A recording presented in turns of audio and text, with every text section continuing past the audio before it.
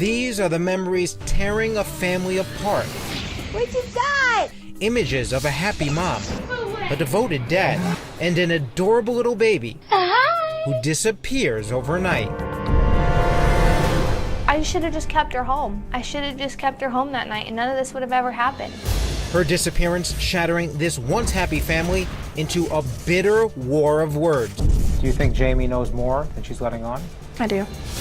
Where is Baby Ember? Is this innocent little child even alive? And why are cops now questioning her daddy? In happier days, Jamie and Matthew Graham are a couple in love, at least for a while, struggling to make ends meet in a one-horse town near Redding, California. Sometimes it was really great, and then sometimes it was not so great. The great times were really good, and then the times that weren't were really bad. It was either really high or really low.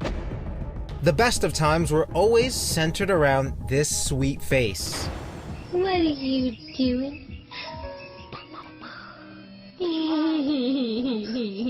Their baby, Ember Sky, at 6 months old, the apple of everyone's eye, especially her grandma's. She's funny. She's always laughing. She likes to roll her eyes and learned how to kiss her babies. I have a little picture of her, and her arm is up, and she's like, you know, like this, and her head is tilted, and it's so sweet. And she was definitely sweet on her daddy, Matthew. She just has him wrapped right around her little finger, and he just adored her and was very attentive to her needs. Some of those needs are life-threatening. Ember requires regular medication to control seizures. But when he wasn't being super dad, his cousin Sarah says Matthew liked to party. Did Matthew have a drug problem? He smoked marijuana, medically and recreationally. Any other dope? He smoked honey oil, which is a form of cannabis. Whether it was the pot or something else, Jamie says Matthew was impulsive, even erratic. We could be living together, and then next thing you know, he would come home from work and he'd be like, okay, well, you know what? I don't want to be with you, and you're moving out, and this is the way things are, and that's how it went. And he did that very often. While trying to get his life on track, Matthew moves in with his cousin Sarah. Everything was finally falling into place. He had gotten a ticket for drunk driving. That was finishing up. They were going to have more money. Like, everything was just finally perfect. Then one blazing hot summer night, that perfect picture shatters. Ember's having a daddy-daughter sleepover with Matthew. He would come pick her up sometimes, and she would stay the night, either one time every week or one time every other week. She'd be staying the night with him. At around 10:30 that night, Matthew says he went to sleep in this bed just a few feet from Ember. But as the sun comes up the next morning, Baby Ember is gone. Vanished from her crib. Matthew panics. He said he woke up and he went running into the front room, and she wasn't there. I could hear the emotion and the fear in his voice, and of not knowing where she was and where was she. Police respond to Matthew's 911 call, and the distraught Jamie arrives soon after. But Jamie doesn't find Matthew to be hysterical at all. What was Matthew's demeanor like? It was very strange. He seemed like he was upset, but at the same time, it almost seemed kind of fake. Do you think the emotions were contrived? Yes. He was crying, but it almost seemed like he was whining. It was very kind of forced, and it was really confusing. The questions swirl in the young mom's head. Was Ember snatched from her crib while Matthew slept just a few feet away? Or did Matthew know more than he was saying? I immediately was running around like a chicken with my head cut off, looking everywhere that I could. I was scrambling around because my 6-month-old child is missing, and she was just there the day before. Police dispatch search parties. A media frenzy explodes. Deputies have been questioning both Matthew and Jamie Lee. They tell me little Ember Sky Graham is still missing. And a growing cloud of suspicion forms. around Matthew Graham. It wasn't hardly anybody had anything good to say about him. They either stole from him money or property, owed him money, borrowed this and never returned it type of thing. There wasn't a lot of love for the man in that town. Matthew had a lot of enemies. I wouldn't say enemies, a lot of people that were pissed off at him. And cops say Matthew's story doesn't quite add up. Their suspicion starts with what Matthew does the day before Ember's disappearance, when he runs an odd errand with Ember in tow. I was in the kitchen and he had came in and asked me, he said, I'm gonna go to the gas station, do you want anything? And he left. He was gone a little bit longer than normal. How far was the gas station? It was like 5 minutes. Police say they know for sure Baby Ember was with her father when he hit up this convenience store right behind me. But what happens after that remains unclear. Take a look at this surveillance video from the Happy Stop Mini Mart. Matthew grabs a few things and pays, with Baby Ember clearly in her carrier. Matthew then packs Ember into his truck and drives off, but not towards home. Matthew heads west towards the Clear Creek Water Tower, the opposite direction. We talked to him about that. He said that he was taking her for a ride to get her to calm down, possibly go to sleep. What cops discover next really sends up red flags. The security camera catches Matthew's car coming back the other way, a full hour later. And when asked what he did during that hour, he can't remember. Where was Matthew coming from? And more importantly, was little Ember still with him?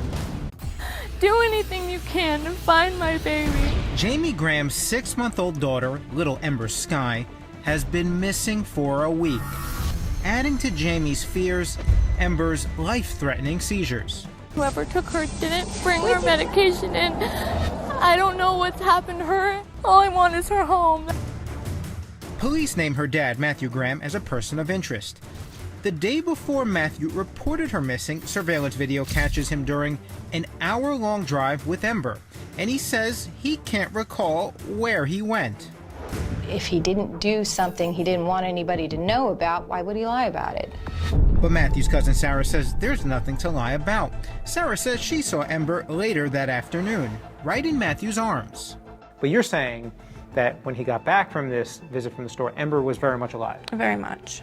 I can't say what happened. I just know that she was alive after the store. It didn't happen in the hour. You're 100% sure? I am 100% sure. Even his estranged wife, Jamie, tells reporters she thinks Matthew's innocent. I'm frustrated that they're focusing on him because he didn't do it. There's no way. But detectives are convinced something happened to Ember in that hour along this road. Police lock Matthew up on a drug charge and grill him about his missing child. I think that they had tried to keep him in jail to try and see if maybe he would say something or, talk to investigators, but that didn't happen. It's true. Cops say Matthew offered little or no assistance to help clear himself, and at no time during the 8+ hours he was interrogated by detectives did he ever inquire about what was being done to find Ember. Jamie is now starting to wonder about Matthew. I knew immediately something was not right. His story did not make sense. Then Jamie's suspicions are sadly confirmed when a search party unearths this stunning clue: a pacifier by the side of the road, miles beyond where Matthew says he drove the day before. DNA on the pacifier is a match. It's Baby Ember's. At this point, do you start to suspect that Matthew is involved with Ember's disappearance? I knew something was wrong. Why would her pacifier be all the way out in practically the middle of nowhere? At that point, it confirms that she had been out there. But why? Police want to know too, and schedule another chat with Matthew Graham. The shaken dad pleads his innocence to his mom, Sheila. He had mentioned, Mom, if they put me back in jail, how can I look for Ember? How can I prove I didn't do this?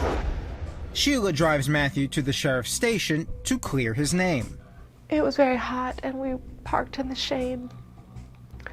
And my last words to him were, "We'll be right here waiting for you, Matthew." And then he got out, and we didn't see him again. Instead of reporting into the cops, the desperate dad takes off running, going from person of interest to fugitive from justice. And then I'm like, oh, Matthew, why would you do this? But it's even worse than Sheila thinks. When she checks her purse, items are missing: $400 in cash and a fully loaded pistol. And then I realized how light my purse was. And I realized that the gun wasn't in there. And I knew right then that he was dead, because that would give the sheriff's office the justification to kill him. Police put out an APB and a warning. Matthew Graham is armed and dangerous. They said, you guys need to not go home. He's armed and dangerous, and he's coming for Jamie. The fugitive father is spotted nearby at a Burger King, but takes off before cops can nab him. Then a break. Matthew steals a Buick Lucerne at gunpoint, taking off up Interstate 5. What Matthew doesn't know, the sedan he just jacked is equipped with GPS. Matthew's mother used to work for the Shasta County Sheriff's Department. Her sense of dread is overwhelming as she monitors police radios for updates. I heard it on the scanner. I heard that they had him cornered in Dunsmuir. Matthew holds up here in this detached garage. Homeowners lock themselves indoors. The neighborhood falls silent. It's a standoff.